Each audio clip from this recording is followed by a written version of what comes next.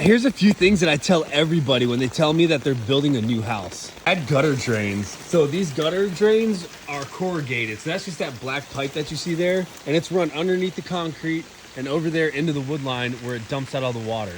What I would have done different, instead of that black corrugated pipe that you see right there, I would have gone with some PVC or SDR35 right here, because in the middle of the yard, right about there, this pipe got crushed when they were doing the grade work. So if I would have had a stronger pipe, that wouldn't have been an issue. The sidewalk around the entire house. So right now it's raining and I don't have to worry about getting my feet all muddy or the kids getting all muddy from going around the house. They can just stay on the concrete if they need to go from the front to the back. Seems kind of like some first world problems, but man, it has been such a great improvement on the house. So this building here is aftermarket. We had it added after the house was built. So I knew that I needed drainage here because all this water piles up. But here's another thing I did. Underneath this concrete is conduit. So it runs from here all the way over to the other side of the concrete. Here's my electrical panels. I can run wiring into this conduit down underneath the concrete, tie into this conduit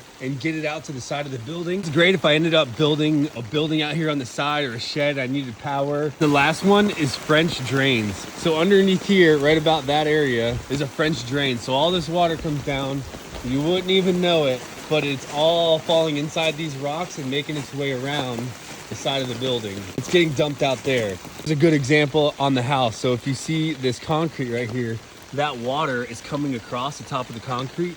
A French drain would have been great right about here, and then dump it out into the driveway right over there. So I know these aren't mind-blowing tips, but they're just constant reminders, because when you're building a house, it's so chaotic, so many things going on. These small, simple things I'm talking about are so easily overlooked. So let me know in the comments, what are some other things that I didn't talk about here that are a must-have that new homeowners should definitely consider adding to their house?